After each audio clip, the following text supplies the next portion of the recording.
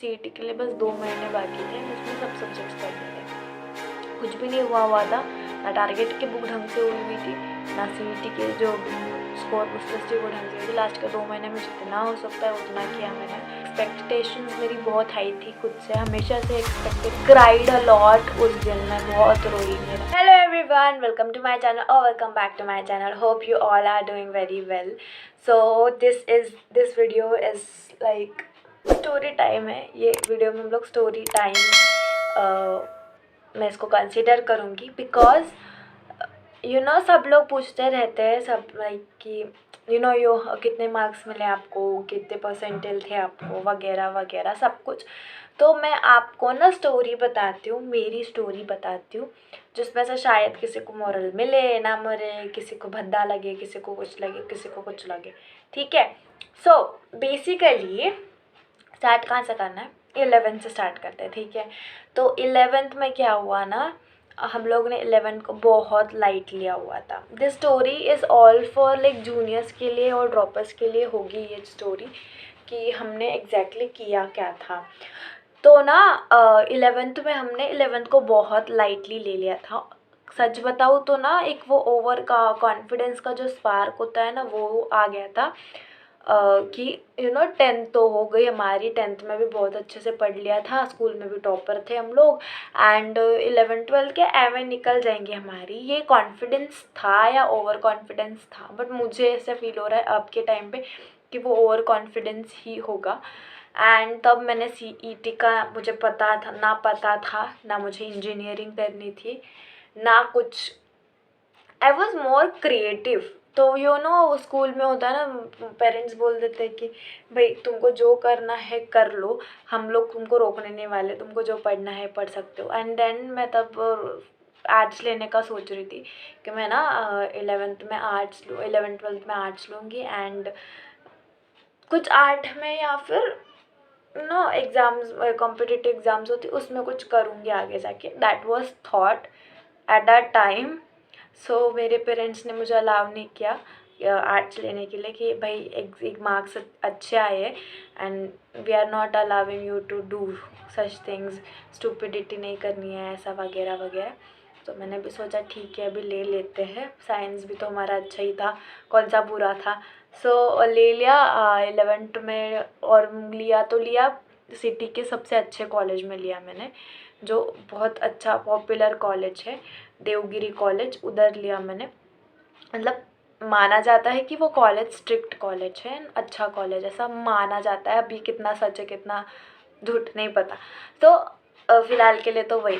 तो उसके बाद में 11th-12th में ले लिया। 11th में कुछ दिन कॉलेज गए हम, एंड 12th में हमने कॉलेज जाना, मतलब बिल्कुल भी नहीं गए हम लोग 12th में कॉलेज, बस एग्ज़ाम्स के लिए जाते थे, ताकि वो लाइक कॉलेज में बुलाते थे तो जाते थे हम लोग। सो ना 11th में गए, बहुत हवाबाजी की, बहुत टाइम पास किया, ट्यूशन में भी टाइम पास किया, घर पे भी टाइम पास किया, कॉलेज में भी टाइम पास किया। एंड देन टाइम पास मतलब कि वही सब चीज़ों को लाइटली लेना। It was time pass for us, पढ़ाई की लेकिन लाइट लिया सब चीज़ों को। और फिर उसके बाद में 11th कब ख़त्म हुई, क्योंकि वो स्पैन बहुत छोटा था, क्योंकि कोरोना था, तो सब चीज़ें जल्दी जल्दी ये लोग ख़त्म कर रहे थे, but that time span was short. तो 12th फटाक से चालू हो गया, एंड पहला जो भी केमिस्ट्री का पेपर था मेरा, उसमें मैंने अच्छा परफॉर्म किया। एंड सेकेंड पेपर, जैसे जैसे पेपर होते जा रहे थे वैसे वैसे मेरा परफॉर्मेंस ढीला होता जा रहा था। Even if I was trying hard, but नहीं हो रहा था। आई डोंट नो क्यों नहीं हो रहा था मुझसे, क्योंकि जब मैं लाइक अभी का मैं बात बताऊँगी, ठीक है, नहीं हो रहा था। सीईटी का करना था। पहली बात, इंजीनियरिंग दिल में नहीं थी, ना दिमाग में थी कि करनी है, बट फिर डेस्टिनी। मैं आपको बताती हूँ इंजीनियरिंग का प्लान कितनी बार चेंज हुआ, मैं आपको बताती हूँ। डेस्टिनी थी कि यहाँ तक आना है मुझे, इंजीनियरिंग कॉलेज में ही एडमिशन लेना। It was my destiny, and you can't change your destiny any more. कुछ भी करके तुम लोग चेंज नहीं कर सकते हो, कुछ भी हो जाए, your destiny is not going to change for you. तो हुआ, एंड देन फिर मैंने सोचा चलो सीईटी के लिए प्रिपेयर करते। तो सीईटी के लिए प्रिपेयर करना था, फिर बोर्ड्स का आ गया, फिर बोर्ड्स के लिए प्रिपेयर करते। I was totally confuse between CET and boards कि भाई करना क्या है, क्यों करना है। बिकॉज ना I am not that person जो बहुत चीज़ों में सॉर्टेड है and topper I was, but sorted नहीं था मेरी चीज़, मल्टी टैलेंटेड एंड वगैरह क्या बोलते हैं उस वर्ड को, वो भी नहीं पता मेरे को।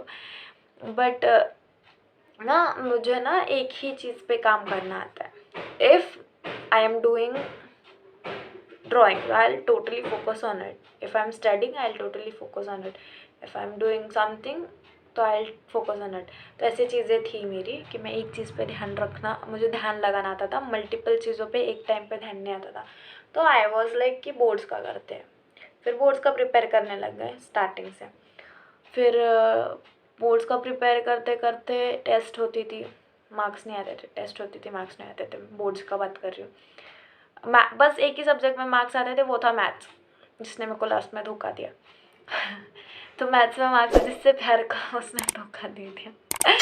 तो वो मैथ्स में अच्छे मार्क्स आते थे मेरे को, and second was chemistry, and सबसे लास्ट में आता था फिजिक्स। मतलब ऐसा नहीं था कि बहुत गंदे बुरे भी बहुत मार्क्स आते थे, but it was decent, but मेरी सेटिस्फैक्शन नहीं होती थी उसमें, बुरा लगता था मेरे को। तो फिर हुआ देन कब नवंबर दिसंबर आ गया पता नहीं चला। एंड फिर CET के टेंशन होने लग गई कि CET में कुछ नहीं किया, आगे जाके क्या होगा हमारा वगैरह वगैरह।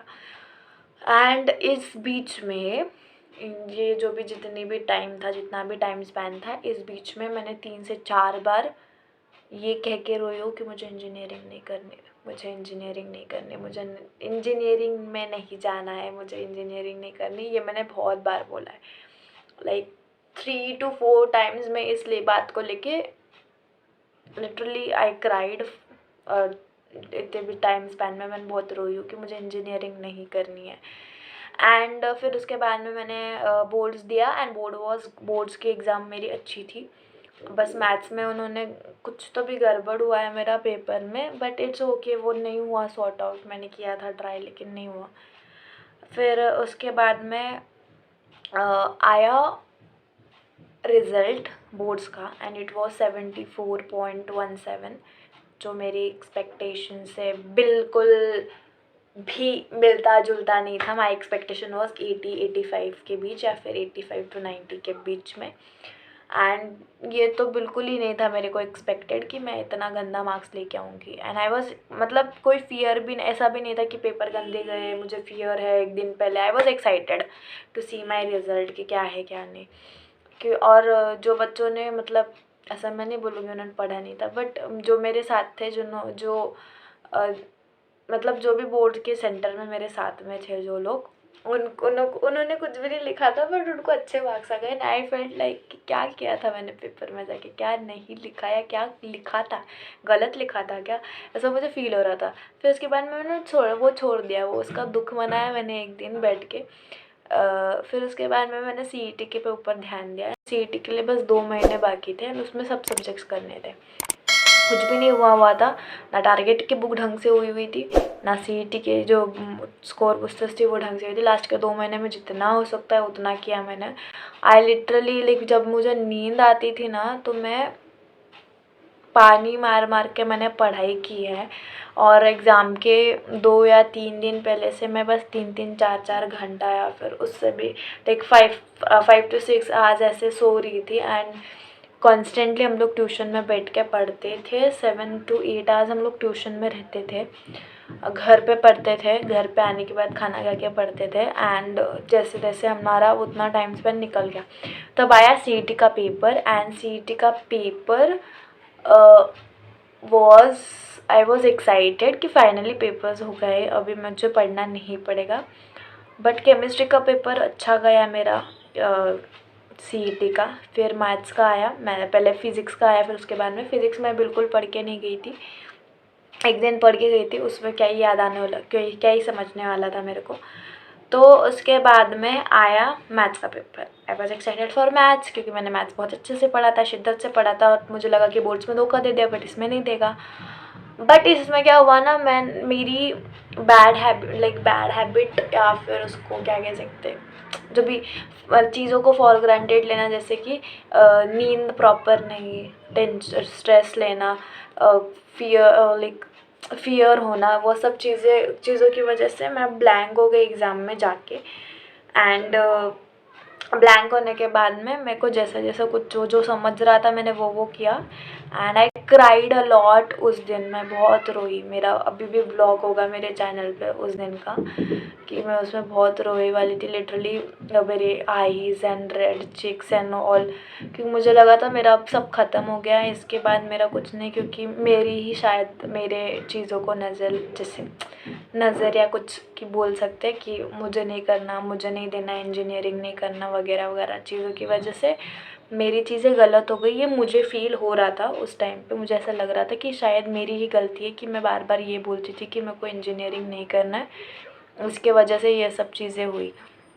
देन उसके बाद में जब रिज़ल्ट जब मार्क्स आए, जब वो आंसर की आई, तब मैंने चेक किया एंड आई वाज लाइक कि 89 88-89 मिलेंगे, ऐसा मुझे लगा परसेंटाइल। हालांकि एक्सपेक्टेशंस मेरी बहुत हाई थी खुद से, हमेशा से एक्सपेक्टेशंस बहुत गंदी वाली हाई रहती है मेरी खुद से, जो शायद कहीं ना कहीं सही भी है और कहीं ना कहीं गलत भी हो सकती है, क्योंकि हर टाइम ज़रूरी नहीं ना कि हर चीज़ प्लान के अकॉर्डिंग हो, हर चीज़ हमारी उम्मीदों पे खरी उतरे और हर चीज़ हमारे तरीके से हो, ये ज़रूरी नहीं है। कभी कभी चीज़ें गलत भी हो सकती है, कभी कभी चीज़ें हमारी फेवर में होती है, कभी कभी चीज़ें हमारी फेवर में नहीं होती है, तो ज़रूरी नहीं है कि हर चीज़ अपने फेवर में हो। सो मार्क्स आए ना, आई वॉज ठीक है, चलो अभी रिज़ल्ट का वेट करते हैं। तो रिज़ल्ट के वेट के टाइम पे क्या हुआ ना, रिज़ल्ट के दिन क्या हुआ ना, मैं सुबह उठी एंड आई उसका व्लॉग नहीं है मेरे पास रिज़ल्ट के दिन का, क्योंकि मैं नींद में से उठ के देख रही थी कि मेरे को कितने मिले, तो मैंने वो शूट ही नहीं किया कि मुझे कितने मार्क्स मिले। फिर मैंने दूसरे दिन या उसी दिन मैंने एक प्रॉपर ऐसा बैठ के वीडियो बनाया कि हाँ मुझे इतने इतने मार्क परसेंटाइल मिले। तो मुझे 92.28 परसेंटाइल मिले थे एंड आई वॉज हैप्पी कि आईटी मिलेगा, क्योंकि पिछले साल का कट ऑफ आईटी था गवर्नमेंट कॉलेज का, यहाँ के जिस कॉलेज में मैं पढ़ रही हूँ वहाँ के। बट इस साल वो 2% से बढ़ गया, तो इस पे से आप अंदाज़ा लगा सकते हो कि कंपटीशन कितना बढ़ चुका है हर चीज़ में। तो मेरा लास्ट तक उम्मीद था कि मुझे आईटी मिलेगा, बट नहीं मिला। एंड अब आगे भी मैं ज़्यादा कुछ सोचने नहीं वाली हूँ। I am just hoping for everything, जो भी होने वाली है वो अच्छी हो, एंड दैट्स इट, कि अच्छी होगी। अब मैं इस पर से मॉरल क्या निकालूँ, मैंने स्टोरी तो बोल दी, मॉरल क्या है चीज़ का, कि जो होना है वो होके रहेगा, ज़रूरी नहीं है कि जैसे तुम चाहो वैसे होगा, बट जो होना है वो होके रहेगा, अच्छा हो या बुरा हो वो होके रहेगा। भाई ये व्लॉग मुझे ये जो भी वीडियो है वो मुझे डीमोटिवेटिंग नहीं बनाना है, बट हाँ तुम लोग प्रोसेस में बिलीव रखो। एंड आई ऑलवेज से कि प्रोसेस में बिलीव रखो, बिकॉज मैंने प्रोसेस में बिलीव करना नहीं छोड़ा आखिरी तक। रिजल्ट आ रहे थे, डजेंट मैटर, मैं रिजल्ट के लिए काम ही नहीं कर रही थी, I was working through out my process. मैं प्रोसेस में बिलीव कर रही थी, और प्रोसेस में जितना हार्ड वर्क तुम लगा सकते हो उतना हार्ड वर्क लगा देना। बाकी मैं बोल रही हूँ कि जो होना है वो होके रहेगा, अच्छा होगा, क्योंकि जो होता है वो अच्छे के लिए होता है, remember that. And I am expecting this, कि एक्सेप्ट करना सीख चुका हूँ मैं कि जो भी होता है वो अच्छे के लिए होता है, बट आपको प्रोसेस में बिलीव भी करना पड़ेगा कि नहीं। अगर आप लोग ऐसा सोचोगे कि जो होना है तो वही होने वाला है ना, तो उसको हम लोग क्यों मेहनत करें, प्रोसेस क्यों करें। भाई अगर तुम वो प्रोसेस नहीं करोगे ना तो तुमको रिग्रेट होगा, बट अगर तुम प्रोसेस करके रिजल्ट पा रहे हो ना तो तुमको रिग्रेट नहीं होगा कोई चीज़ का। अगर तुम प्रोसेस में बिलीव कर रहे हो और फिर रिजल्ट आ रहा है तो रिग्रेट नहीं होगा। अगर तुम प्रोसेस में बिलीव नहीं कर रहे हो, तुम प्रोसेस ही नहीं कर रहे हो, तो तुमको बहुत बड़ा ज़िंदगी का रिग्रेट होगा कि तुमने कभी प्रोसेस ही नहीं किया। शायद फिर तुमको लगता था शायद मैं प्रोसेस करता था तो वैसा हो जाता था, तो ऐसा नहीं होता है। प्रोसेस में बिलीव करो, प्रोसेस का जो भी रिजल्ट आएगा उसको एक्सेप्ट करो और तुमको हमेशा के लिए सेटिस्फैक्शन रहेगा कि भाई नहीं, मैंने प्रोसेस किया था, मेरा प्रोसेस बहुत ब्यूटीफुल था। And that's it for today's video. ये वीडियो कोई प्लान से बनी नहीं थी। जब भी मुझे फील होता है कि मुझे कोई इंसान चाहिए बातें करने के लिए एंड मुझे इंसान नहीं मिलता बातें करने के लिए, I just shoot things, videos. And मुझे नहीं पता ये वीडियो कितने लोगों तक जाएगी, कितने लोगों तक नहीं जाएगी। अगर जाएगी तो शायद इसमें से प्लीज़ अच्छा मॉरल निकाल लेना। ये वीडियो किसी के लिए भी डिमोटिवेटिंग नहीं थी। मैं भले ही छोटी होगी इन सब चीज़ों को बोलने के लिए, बट जो भी मेरे जूनियर्स हैं मैं उनको बोलूँगी, आई विल रिक्वेस्ट देम, जो भी ड्रॉपर्स है जो मेरे साथ में होंगे उनको मैं रिक्वेस्ट करूँगी कि प्लीज़ प्रोसेस में बिलीव करो।